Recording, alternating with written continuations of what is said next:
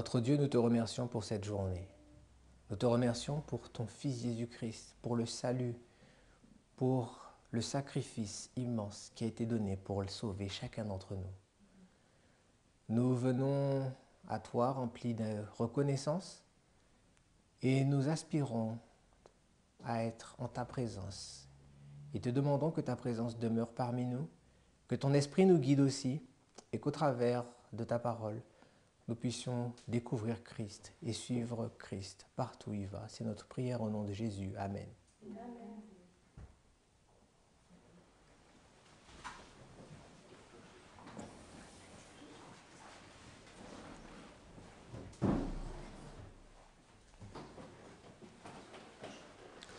Bonjour à tous et bienvenue dans cette série d'études sur les tables d'Habakkuk.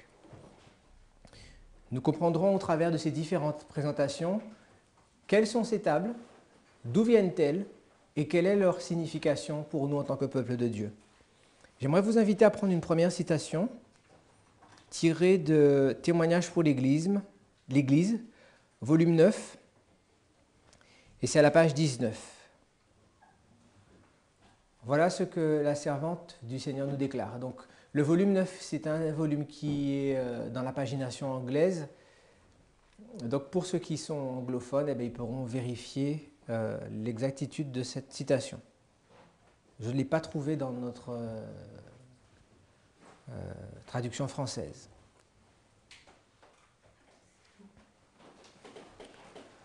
Dans un sens particulier, les adventistes du 7e jour ont été placés dans le monde pour être des sentinelles et des porte-lumière. Il leur a été confié le dernier message d'avertissement pour un monde qui périt. Sur eux repose la lumière merveilleuse qui émane de la parole de Dieu. On leur a confié une œuvre de la plus grande importance, la proclamation du message du premier, du deuxième et du troisième ange. Et il n'y a aucune œuvre d'aussi grande importance. Cette œuvre, rien d'autre ne doit venir occuper leur attention. Il est clair ici que la sœur White parle de... Donc c'est la page 19 de Témoignages pour l'Église, volume 9. Il est clair que la sœur White ici, elle donne la raison pour laquelle les adventistes du 7e jour ont été placés dans le monde. Et dans sa terminologie, elle parle de deux choses. Elle parle de porter la lumière et elle parle aussi d'être des sentinelles. À quoi sert une sentinelle? Une sentinelle sert à surveiller. Une sentinelle est quelqu'un qui est placé sur un poste de garde et qui regarde les mouvements aux alentours. Et que doit faire une sentinelle? Une fois qu'elle a vu, elle doit avertir. À quoi sert un porte-lumière? Un porte-lumière est quelqu'un qui doit éclairer. Et la Bible, ainsi que l'esprit de prophétie, nous montre que le monde est à son déclin et le monde est dans les ténèbres. Et que devons-nous faire, nous, en tant qu'adventistes du 7e jour? Nous devons leur emmener la lumière de Jésus-Christ. Mais nous devons aussi leur emmener un avertissement. Et c'est pour cela que nous sommes des sentinelles. Et la sœur White nous dit qu'il n'y a aucune autre œuvre de plus grande importance qui puisse être confiée à un être humain. Toujours dans ce même paragraphe, elle nous dit qu'ils ont reçu une œuvre solennelle de la plus haute importance, la proclamation du message du premier, du deuxième et du troisième ange. Qui parmi vous croit que la mission des adventistes du 7e jour dans le monde, c'est de prêcher le message du premier, du deuxième et du troisième ange? Qui est-ce qui croit ça parmi vous? Moi, je crois ça aussi. Amen.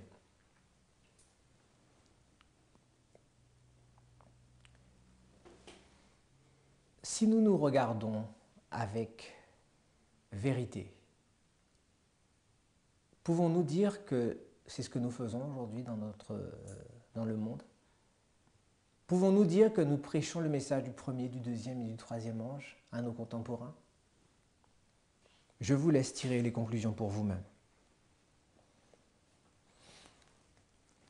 Les vérités les plus solennelles jamais confiées à des êtres humains nous ont été données afin de les proclamer au monde. La proclamation de ces vérités doit être notre travail. Il nous faut avertir le monde et le peuple de Dieu doit être fidèle à la confiance qui a été mise en lui. Nous ne devons pas nous engager dans la spéculation ni entrer dans des entreprises avec des incroyants, car en faisant cela, nous serons empêchés de faire cette œuvre que Dieu nous a donnée. Christ dit de son peuple, « Vous êtes la lumière du monde » Matthieu chapitre 5, verset 14. C'est un privilège merveilleux que d'être capable de comprendre la volonté de Dieu telle que révélée dans la parole certaine de la prophétie. Cela place sur nos épaules une responsabilité lourde. Dieu attend de nous que nous dispensions aux autres la connaissance qu'il nous a donnée. Et c'est la volonté divine que les instruments humains puissent s'unir avec la proclamation du message d'avertissement.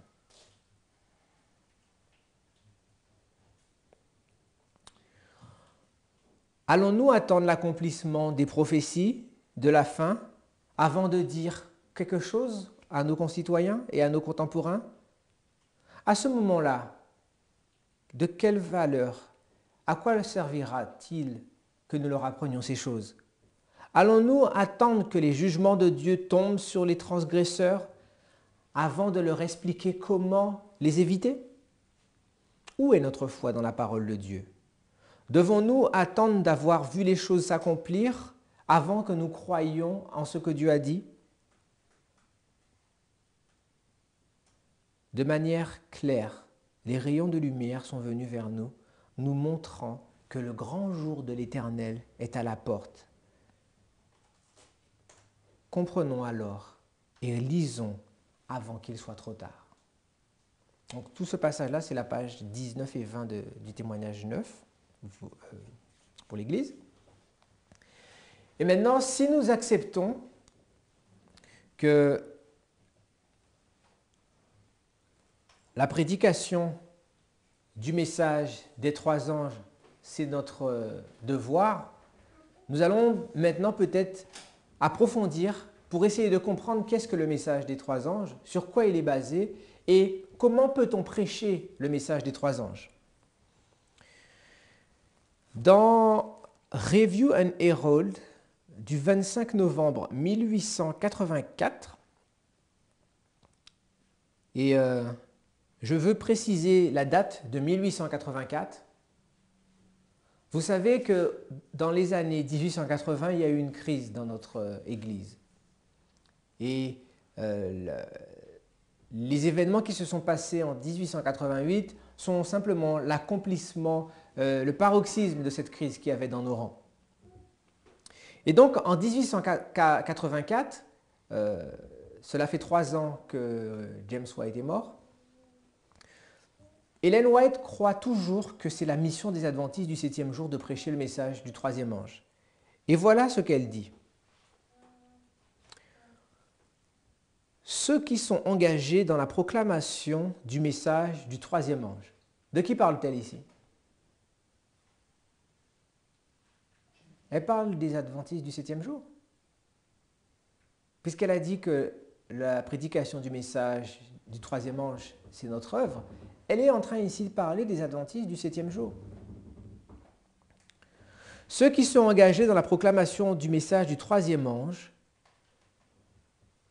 sondent l'Écriture en adoptant le même plan d'étude que William Miller adopta.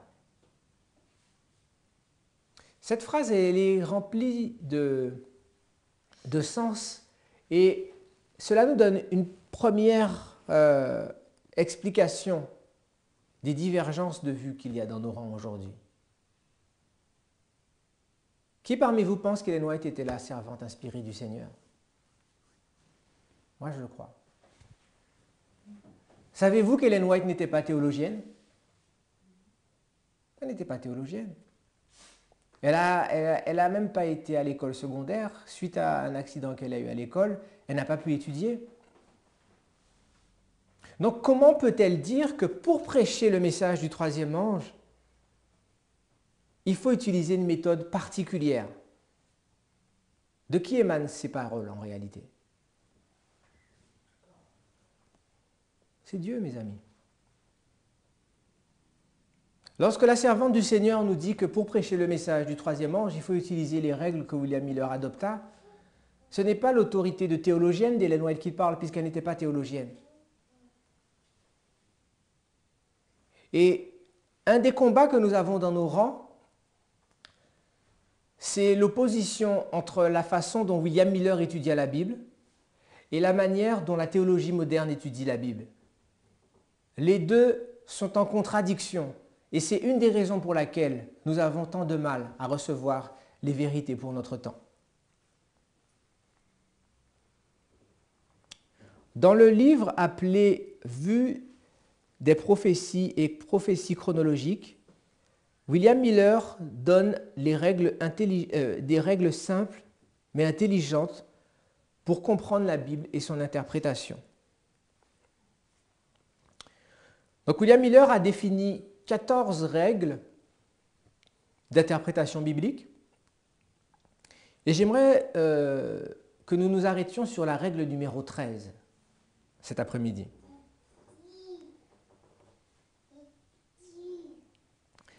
Cette règle numéro 13, voilà ce qu'elle dit. Pour savoir reconnaître si nous avons le vrai événement pour l'accomplissement d'une prophétie, il y a une façon de procéder.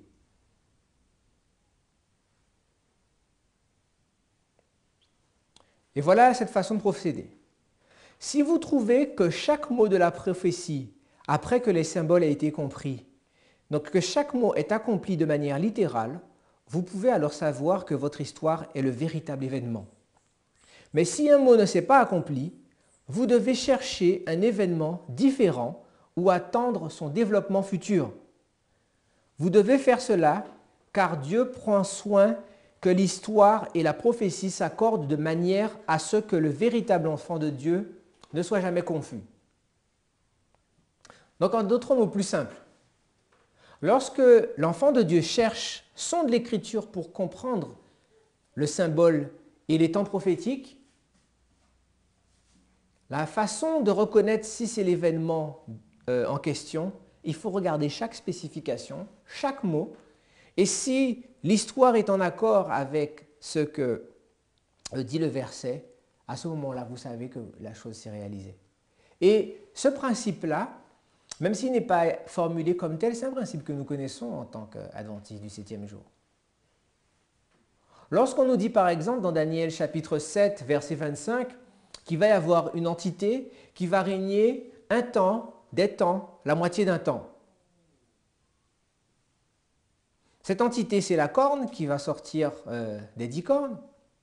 Et comment on va pouvoir calculer un temps, des temps, la moitié d'un temps? Eh bien, nous allons prendre un point de départ dans l'histoire. Et lorsqu'on lit les prophéties du livre de Daniel, nous savons que la puissance en question, c'est le système papiste romain. Le moment où la papauté est mise sur le trône des affaires du monde, l'histoire nous raconte que c'est l'an 538. Et que va-t-il se passer pendant un temps, des temps, la moitié d'un temps? Nous allons regarder Apocalypse chapitre 12. Prenons Apocalypse chapitre 12.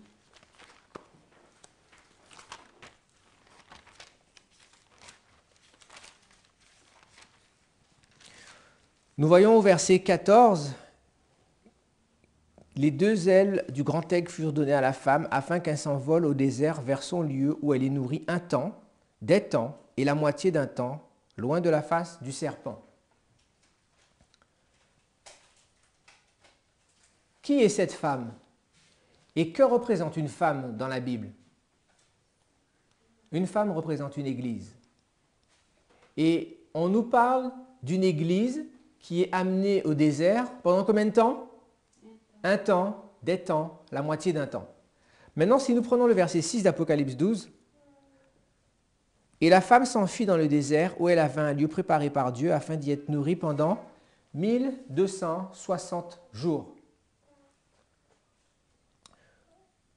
Donc ces 1260 jours qui correspondent à un temps, des temps, la moitié d'un temps, dans Daniel chapitre 7, nous savons que cette entité va durer un temps, des temps, la moitié d'un temps. Donc nous savons que ça va durer 1260 jours. Et 1260 jours, à partir de 538, cela nous donne quoi? 1798.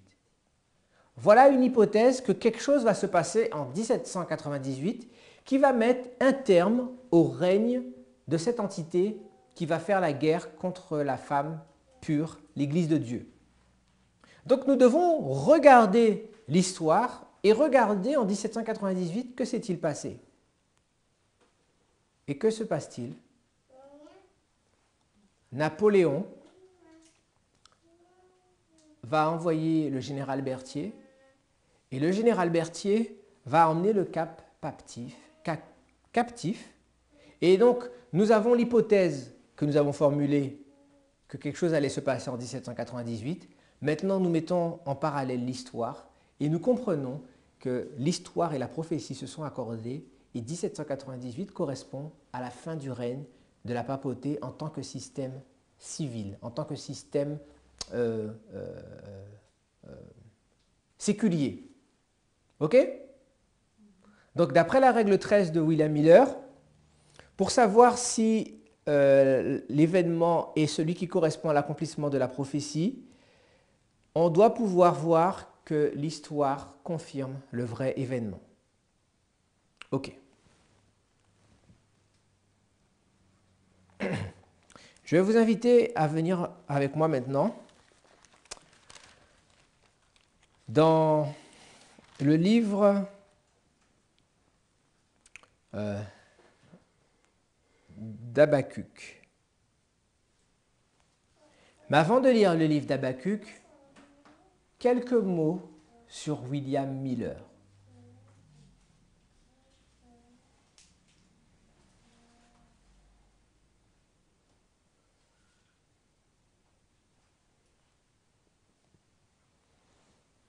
William Miller était quelqu'un qui avait du doute et qui était sceptique.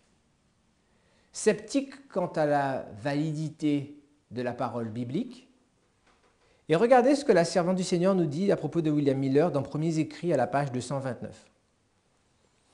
Dieu envoya son ange pour agir sur le cœur d'un fermier qui ne croyait pas à la Bible et l'amena à étudier les prophéties. Qui était ce fermier qui ne croyait pas à la Bible? C'était William Miller. William Miller était un fermier et l'esprit de prophétie nous dit clairement que William Miller ne croyait pas à la Bible. Vous ne trouvez pas que c'est assez étrange que Dieu va envoyer son ange vers quelqu'un qui ne croyait pas à la Bible?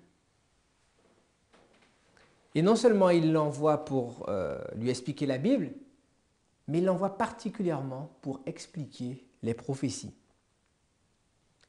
Les anges de Dieu visitèrent maintes fois cet homme pour ouvrir son intelligence afin qu'il comprenne les prophéties qui jusque-là avaient été obscures pour le peuple de Dieu.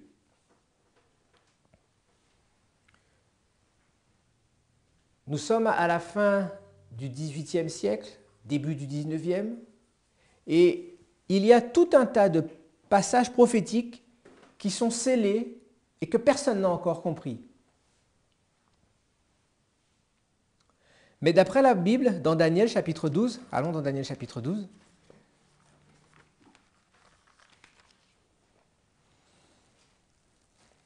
au verset 4, « Toi, Daniel, tiens secrète ces paroles et scelle le livre jusqu'au temps de la fin. » Qu'est-ce que c'est le temps de la fin, d'après les prophéties du livre de Daniel?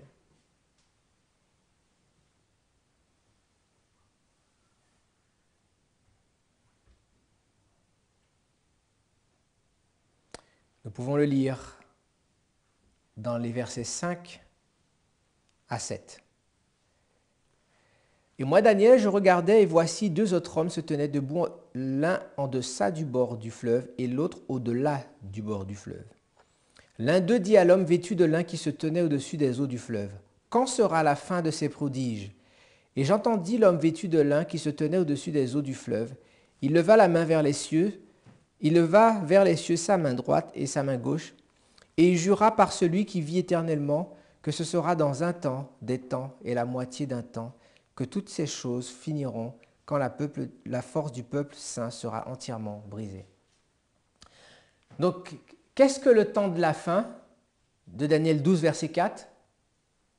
C'est la fin d'un temps, des temps, la moitié d'un temps.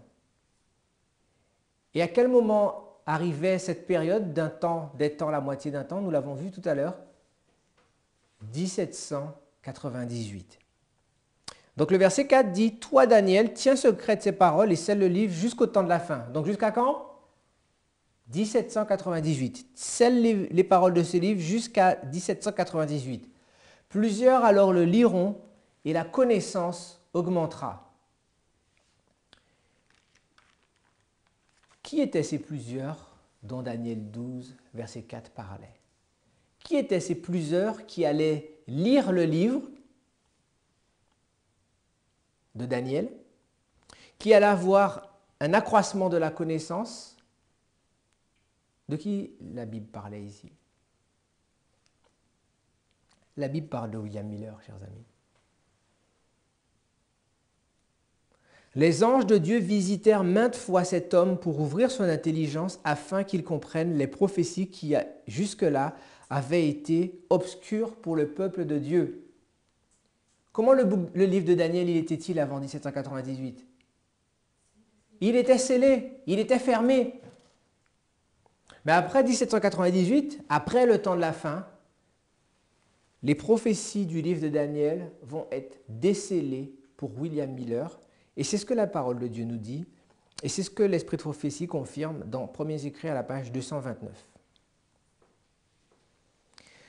Cette parole qu'il avait considérée comme n'étant pas inspirée étalait maintenant devant lui sa beauté et sa gloire. Il comprit qu'un passage de l'Écriture en explique un autre, et lorsqu'un verset était fermé à son intelligence, il en découvrait l'interprétation dans un autre. La parole de Dieu devint alors sa joie, lui inspirant le plus profond respect, presque de la révérence. En étudiant les prophéties, il découvrit que bien à leur insu, les habitants de notre globe vivaient dans les dernières scènes de l'histoire du monde. Il considéra les églises et il vit qu'elles étaient corrompues. Elles avaient détourné le regard de Jésus pour les fixer sur le monde. Elles recherchaient ses honneurs plutôt que ceux qui procèdent d'en haut. Elles tâchaient d'obtenir des richesses au lieu de se faire un trésor dans les cieux. Partout, William Miller put voir l'hypocrisie, les ténèbres et la mort. Il fut profondément remué.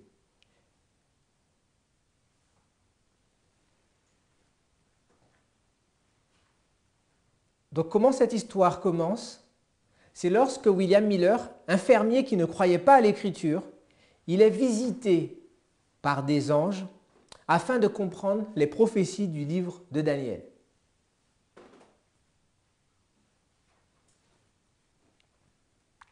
Maintenant, lorsqu'il va étudier ces prophéties du livre de Daniel, il se rend compte que quelque chose de très important est en train de se passer dans sa génération. Et il se rend compte que la fin de toute chose est proche, mais le monde ne le sait pas. À ce moment-là, il décide de se consacrer au service de Dieu et il va accomplir 2 missions. Et nous avons vu ces 2 missions un petit peu plus tôt. Il va être une sentinelle et il va être un porte-lumière.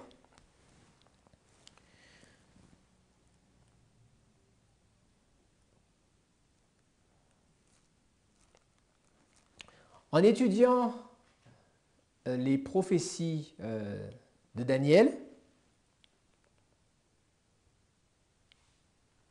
il se rend compte que la fin des périodes prophétiques est pour 1843. Dans les années 30, il y a deux dates précisées pour cela. En 1831 selon certaines sources et en 1833 selon d'autres, il obtient des lettres de créance en tant que prédicateur. Et il est autorisé à prêcher le message du second avènement dans toutes les églises protestantes de l'époque. Il comprend certains des signes dont Jésus avait parlé dans Matthieu chapitre 24. Dans Matthieu 24, Jésus va parler du ciel qui va s'obscurcir, des étoiles qui vont tomber, les puissances des cieux qui vont être ébranlées. Et vous lirez dans la tragédie des siècles, c'est le chapitre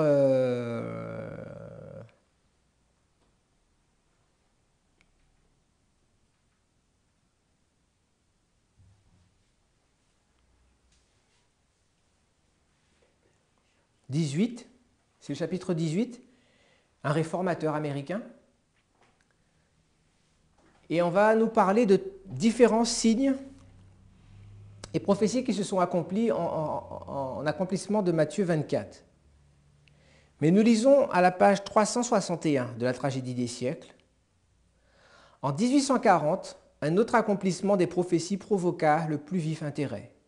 2 ans auparavant, Josiah Licht, l'un des principaux héros du retour du Christ, avait publié une explication du 9e chapitre de l'Apocalypse où est prédite la chute de l'Empire ottoman. Selon ses calculs, cette puissance devait être renversée en août 1840. Quelques jours avant cette date, il écrivait encore « En admettant que la première période, celle de 150 ans, se soit accomplie exactement avant l'accession au trône de Dragasès muni de l'autorisation des Turcs, et que les 391 ans et 15 jours aient commencé à la fin de cette première période, elle finirait le 11 août 1840, date à laquelle on peut s'attendre à la chute de l'Empire ottoman à Constantinople. Or, je crois que ce sera réellement le cas. » William Miller est en train de prêcher un message de réforme, de réveil, basé sur les calculs prophétiques, et des prédicateurs de différents horizons vont venir se joindre à lui, appuyant ses messages. Et donc Josiah Licht va faire une explication du chapitre 9 d'Apocalypse, mais à ce moment-là, le mouvement est assez limité. Quelques dizaines, au maximum une centaine de prédicateurs dans tous les États-Unis.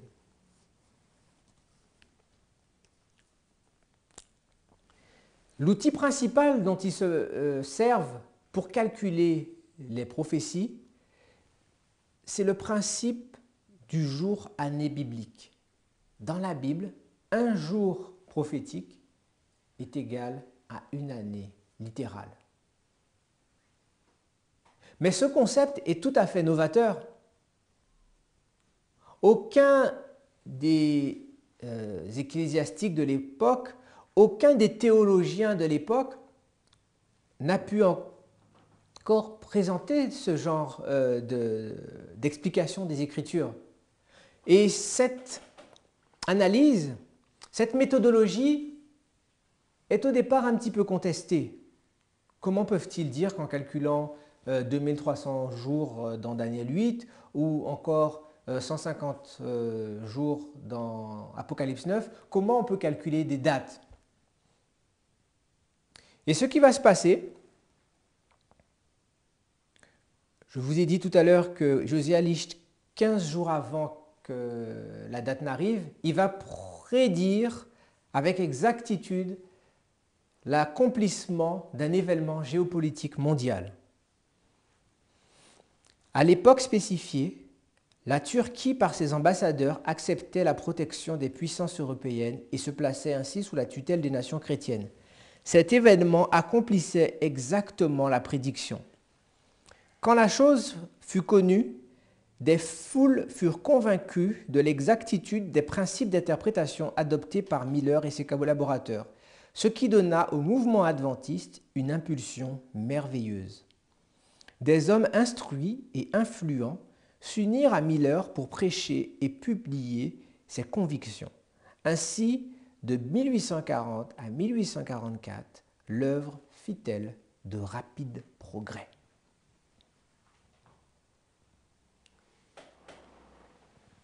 Donc maintenant, en 1840, le mouvement va prendre de l'ampleur car le monde voit que le principe qu'ils utilisent pour étudier la Bible est correct. Et ils vont pouvoir accomplir leur mission avec plus de soutien, plus de moyens et plus de personnes.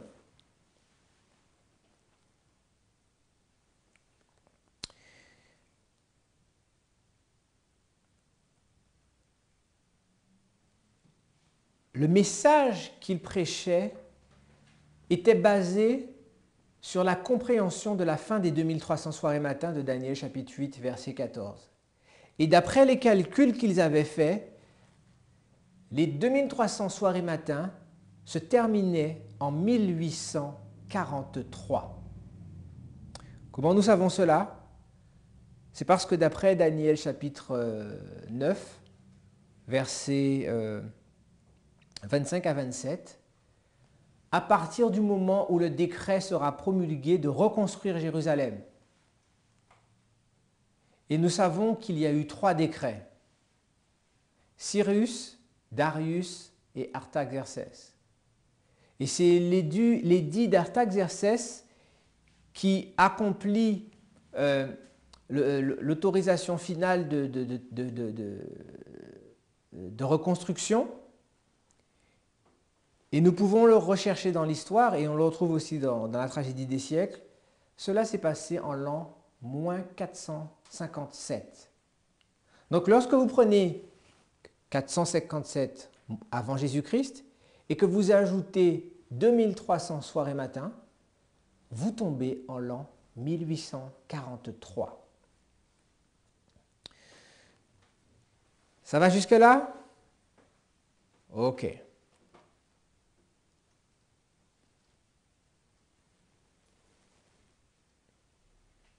On récapitule. William Miller est un fermier qui ne croit pas à la Bible. Dieu va envoyer son ange et d'autres anges pour enseigner William Miller. William Miller va être utilisé comme un prédicateur et il reçoit l'autorisation de prêcher dans toutes les églises protestantes en 1833. Et en 1840, alors qu'ils sont une petite troupe, ils ont prédit quelque chose qui va attirer l'attention du monde et le monde entier maintenant va venir auprès d'eux pour savoir plus sur les prophéties de Daniel et pour se préparer à l'événement à venir. Ils vont clamer avec force que 1843 est la date où toutes les périodes prophétiques vont se terminer. Ok? Et au lendemain de 1840, une conviction mondiale est apportée de leur bonne méthodologie d'interprétation biblique et le message adventiste va être relayé dans toutes les communautés protestantes d'alors, les baptistes, les luthériens, les méthodistes.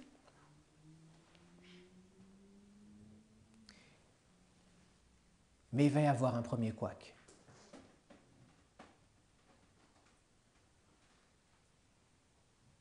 Il va y avoir un premier couac en 1842.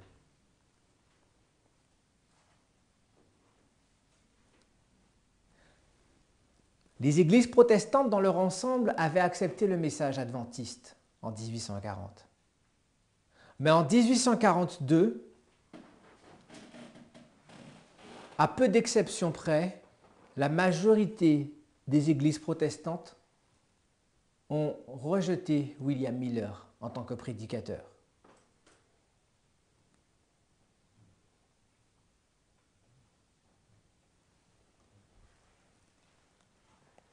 Un deuxième couac se produit lorsque l'année 1843 arrive. Un coup sévère est porté au mouvement. ils avaient claironné haut et fort que 1843 était la fin des périodes prophétiques et qu'ils s'attendaient à ce que Jésus apparaisse en 1843. Que s'est-il passé en 1843? Jésus n'est pas venu. À ce moment-là, ils vont expérimenter ce que nous appelons le premier désappointement. Que s'était-il passé? Pourquoi Jésus n'était-il pas venu? Les calculs n'avaient-ils pas été corrects? Ils ont vérifié, ils ont regardé, ils ont relu les prophéties. Tout était correct. Mais ils ne s'étaient pas rendus compte. Ils avaient commis une erreur. Dans le calcul des années prophétiques, le 3e décret d'Artaxerxès commence avant Jésus-Christ. Et l'arrivée, évidemment, après Jésus-Christ. Mais dans leur calcul, ils avaient compté une année qui n'a jamais existé. L'an 0 de notre ère n'a pas existé. On est passé de l'an -1 à l'année 1. Et ils ont enfin eu l'explication parce qu'ils cherchaient la lumière. Ça va jusque-là? Nous allons prendre maintenant Habakkuk au chapitre 2. Nous allons lire à partir du verset 1er.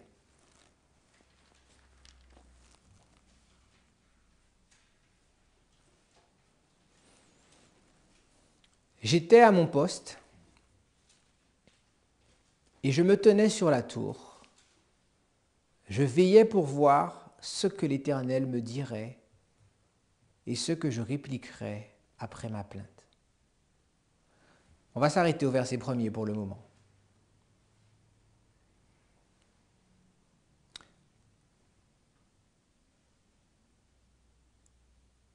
Où se trouve Habakkuk ici? Il est à son poste. Et c'est où son poste? Je me tenais sur la tour. Dans l'Israël antique et dans le monde antique, qui est-ce qui se tenait sur la tour? C'était des sentinelles. Allons ensemble dans Ézéchiel.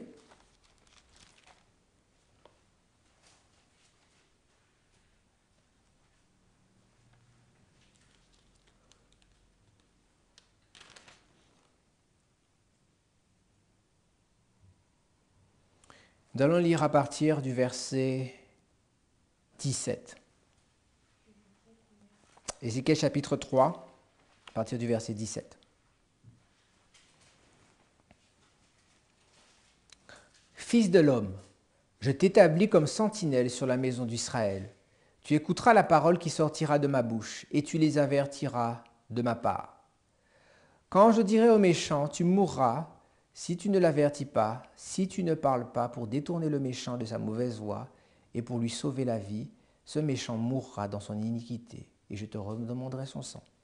Mais si tu avertis le méchant, et qu'il ne se détourne pas de sa méchanceté et de sa mauvaise voie, il mourra dans son iniquité, et toi tu sauveras ton âme.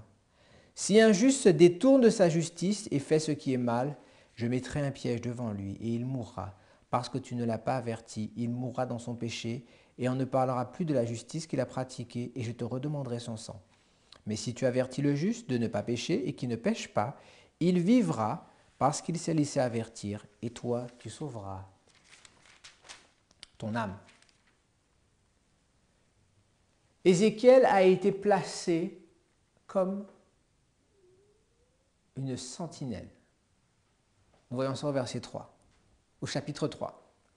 Mais regardez qu'associé au fait d'être une sentinelle, une expérience est présentée à Ézéchiel. Lisons Ézéchiel à partir du chapitre 2, verset 1er. Il me dit, fils de l'homme, tiens-toi sur tes pieds, je te parlerai. Dès qu'il m'eut adressé ces mots, l'Esprit entra en moi et me fit tenir sur mes pieds, et j'entendis celui qui me parlait. Il me dit, fils de l'homme, je t'envoie vers les enfants d'Israël, vers ces peuples rebelles qui se sont révoltés contre moi. Eux et leurs pères ont péché contre moi jusqu'au jour même où nous sommes. Ce sont des enfants à la face impudente et au cœur endurci. Je t'envoie vers eux et tu leur diras. Ainsi parle le Seigneur l'Éternel, qu'ils écoutent ou qu'ils n'écoutent pas, car c'est une famille de rebelles. Ils sauront qu'un prophète est au milieu d'eux. Et toi, fils de l'homme, ne les crains pas et ne crains pas leurs discours, quoique tu aies auprès de toi des ronces et des épines et que tu habites avec des scorpions. Ne crains pas leurs discours et ne t'effraie pas de leur visage, quoiqu'ils soient une famille de rebelles. Tu leur diras mes paroles, qu'ils écoutent ou qu'ils n'écoutent pas, car ce sont des rebelles. Et toi, fils de l'homme, écoute ce que je vais te dire. Ne sois pas rebelle comme cette famille de rebelles. Ouvre ta bouche et mange ce que je te donnerai. Je regardai et voici une main était étendue vers moi et elle tenait un livre en rouleau. Il le déploya devant moi et il était écrit en dedans et en dehors. Des lamentations, des craintes et des gémissements y étaient écrits. Il me dit, fils de l'homme, mange ce que tu trouves, mange ce rouleau et va, parle à la maison d'Israël. J'ouvris la bouche et il me fit manger ce rouleau. Il me dit, fils de l'homme, nourris ton ventre et remplis tes entrailles de ce rouleau que je te donne. Je le mangeai et il fut dans ma bouche, doux comme le miel. Associé à la mission de sentinelle, il y a un rouleau qui est donné au prophète. Et une des caractéristiques données à ce rouleau, au verset 10, c'est qu'il était écrit en dedans, il était écrit en dehors.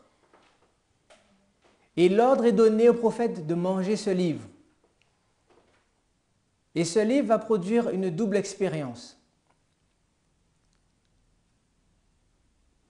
Il va produire une expérience douce. Il va être doux dans les entrailles, comme le miel. Mais il va être aussi amer, car la maison d'Israël est une maison rebelle, au cœur endurci. Avons-nous déjà vu ces caractéristiques autre part dans la Bible? Allons dans le livre de l'Apocalypse.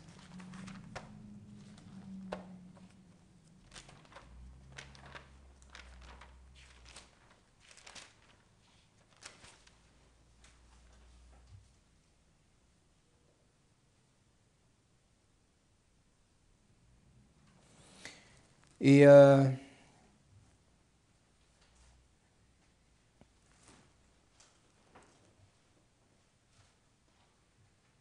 nous allons lire le chapitre 5,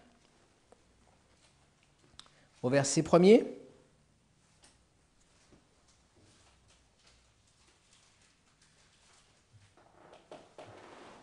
Puis je vis dans la main droite de celui qui était assis sur le trône un livre écrit en dedans et en dehors, scellé de 7 sceaux.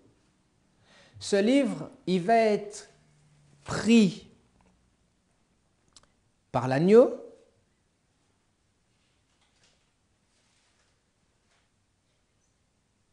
Apocalypse chapitre 5, verset 1er.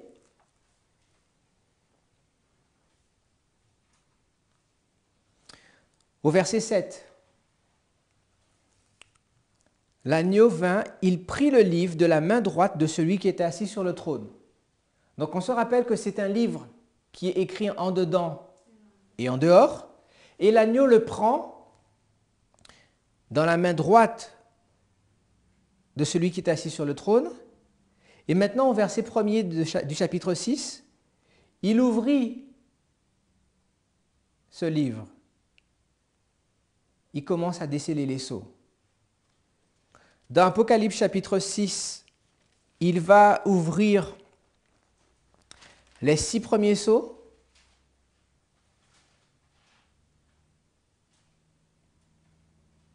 Une parenthèse est faite au chapitre 7 qui parle du dénombrement des 144 000. Dans Apocalypse chapitre 8, il ouvre le 7e sceau. Apocalypse 8, 1er 1, quand il ouvrit le 7e sceau. Lorsqu'il ouvre le 7e sceau, nous avons l'alarme des trompettes dans Apocalypse 8 et 9. Et nous arrivons au chapitre 10 d'Apocalypse. Je vis un autre ange puissant qui descendait du ciel, enveloppé d'une nuée. Au-dessus de sa tête était l'arc-en-ciel, et son visage était comme le soleil, et ses pieds comme des colonnes de feu. Il tenait dans sa main un petit livre ouvert. De quel livre s'agit-il ici?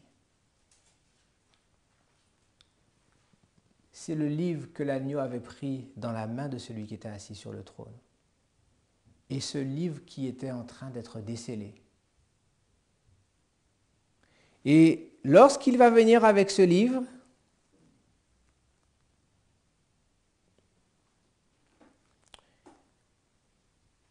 au verset 9, Apocalypse chapitre 10, verset 9, « Et j'allai vers l'ange en lui disant de me donner le petit livre. Et il me dit, prends-le et avale-le. Il sera amer à tes entrailles, mais dans ta bouche, il sera doux comme du miel. Je pris le petit livre de la main de l'ange et je l'avalai. Il fut dans ma bouche doux comme du miel, mais quand je l'eus avalé, mes entrailles furent remplies d'amertume. » Lorsqu'Ellen White fait le commentaire de ces versets d'Apocalypse chapitre 10, elle montre que Apocalypse chapitre 10 raconte l'histoire des Millérites. Les 7 tonnerres de l'Apocalypse 10, le petit livre qui est ouvert, cette portion du livre de Daniel, correspond à ce qui s'est passé lorsque l'accroissement de la connaissance a commencé à se faire de 1798 à 1844. Et pourquoi nous avons mis tous ces textes ensemble? C'est pour vous montrer que la Bible n'est qu'une. Habakkuk, il est debout à son poste sur la tour. Donc nous comprenons que c'est une sentinelle. Ézéchiel, Dieu l'a placé comme sentinelle, et avant d'être une sentinelle, Dieu va lui donner une expérience à manger un livre qui est écrit en dedans et en dehors, qui va produire une expérience double. Et nous voyons que dans Apocalypse 12, qui correspond à l'histoire des Millérites, 10, Apocalypse 10, c'est l'histoire des Millérites, on retrouve un peuple qui va devoir manger un livre qui va produire une expérience double. Donc Apocalypse 10 est en train de parler de l'histoire des sentinelles millérites que Dieu a placées dans le monde de 1840 à 1844. Et en revenant à Habakkuk,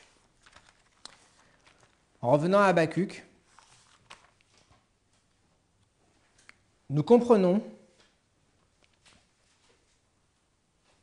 que Habakkuk fait référence à l'expérience et à l'histoire qui s'est passée pendant l'époque des Millérites.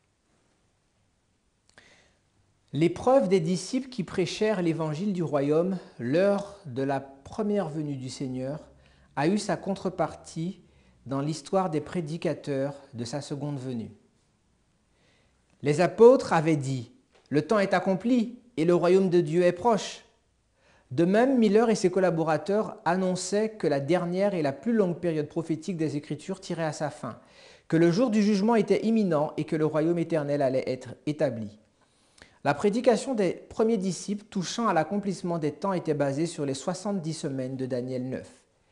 Il en était de même du message de Miller et de ses associés qui annonçaient la fin de la période des 2300 jours de Daniel 8, 14, dont les 70 semaines faisaient partie.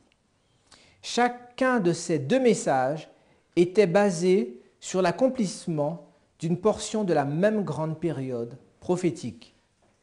Comme les premiers disciples, Miller et ses collaborateurs ne comprirent pas exactement la portée du message qu'ils proclamaient. Des erreurs ayant cours depuis longtemps dans l'Église les empêchaient d'arriver à une interprétation correcte d'un point important de la prophétie. C'est pourquoi, bien qu'ils fissent entendre au monde le message que Dieu leur avait confié, ils subirent une déception. Revenons à Habakkuk chapitre 2. L'Éternel m'adressa la parole et il dit « Écris la prophétie, grave-la sur des tables, afin qu'on la lise couramment. Car c'est une prophétie dont le temps est fixé. Elle marche vers son terme. et elle ne mentira pas. Si elle tarde, attends-la, car elle s'accomplira certainement. Voici son âme est enflée, elle n'est pas droite en lui, mais le juste vivra par sa foi.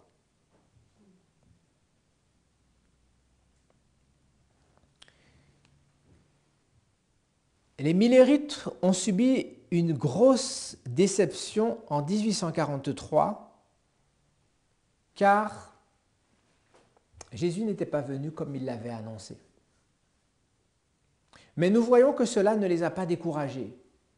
Ils se sont remis à étudier, ils se sont remis à prier, à demander à Dieu de les éclairer, afin qu'ils comprennent là où ils s'étaient trompés.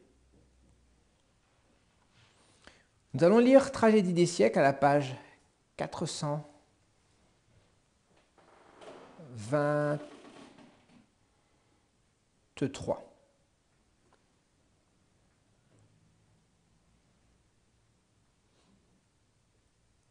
On va commencer même à la page 424.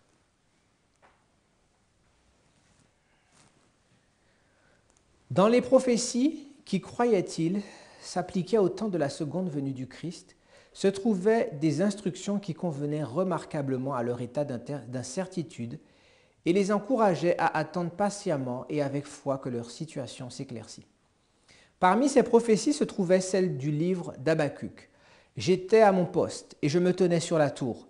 Je veillais pour voir ce que l'Éternel me dirait et ce que je répliquerais après ma plainte. L'Éternel m'adressa la parole et il dit « Écris la prophétie, grave-la sur des tables afin qu'on la lise couramment, car c'est une prophétie dont le temps est déjà fixé. Elle marche vers son terme et elle ne mentira pas. Si elle tarde, attends-la, car elle s'accomplira certainement.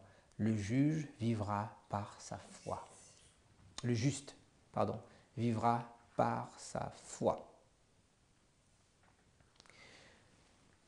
Ils avaient annoncé 1843. 1843 ne s'était pas passé. Mais que disait la prophétie?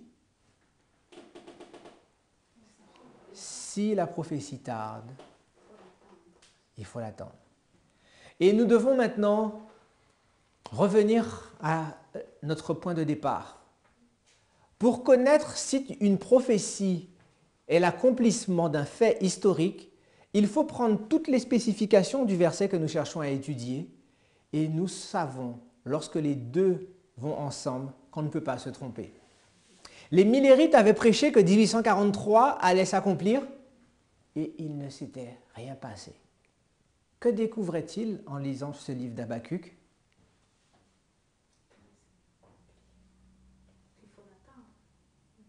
Donc, quand ils ont compris qu'il fallait attendre la prophétie, ils avaient la confirmation que Dieu savait qu'ils allaient se tromper. Et ils ont eu la certitude que c'est Dieu qui dirigeait leurs pas dans leur étude. Comment ça se fait qu'Habacuc pouvait dire des siècles auparavant que William Miller et ses associés allaient étudier les prophéties, allaient se tromper et allaient avoir besoin d'encouragement? Qui a le pouvoir d'annoncer la fin depuis le commencement?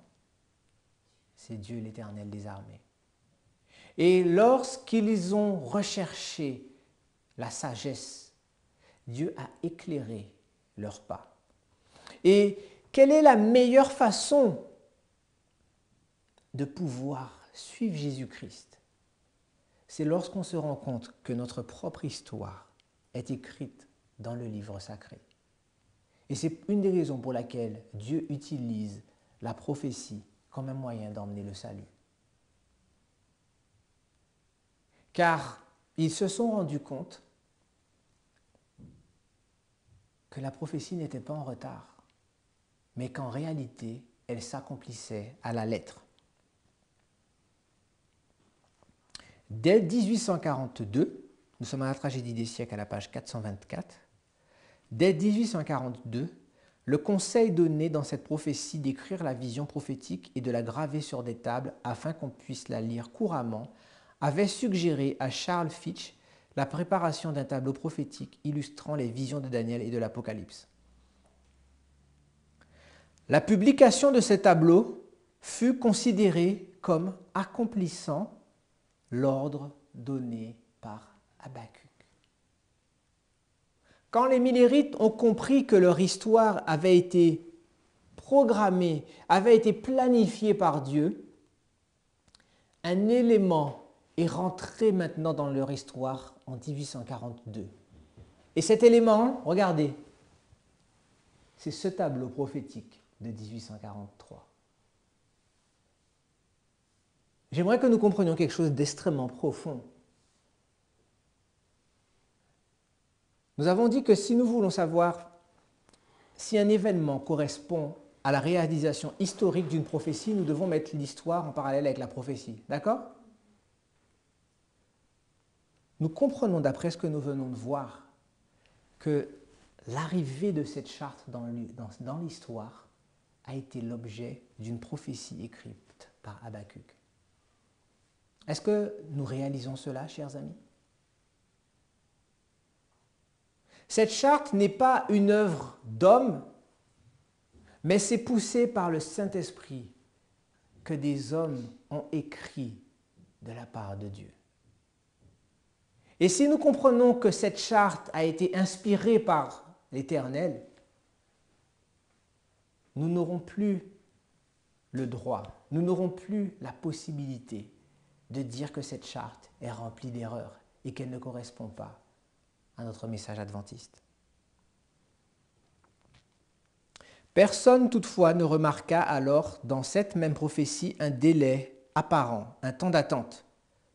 Après le désappointement, cette déclaration fut très significative, car c'est une prophétie dont le temps est déjà fixé, elle marche vers son terme et elle ne mentira pas.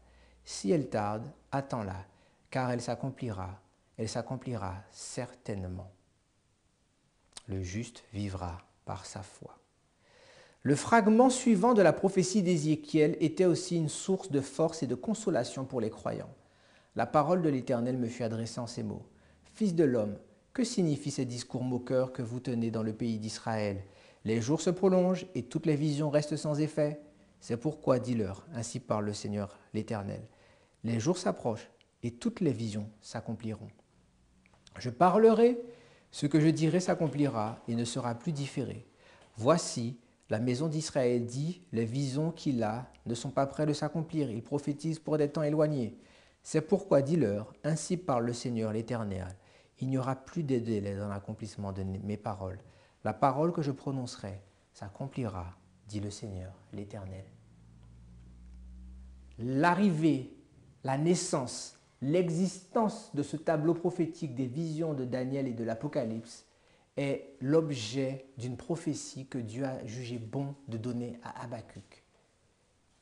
Et nul n'a l'autorité, nul n'a le pouvoir de dire que ça ne correspond pas au message pour notre temps, car c'est une prophétie dont le temps avait été fixé dès le commencement. Prions.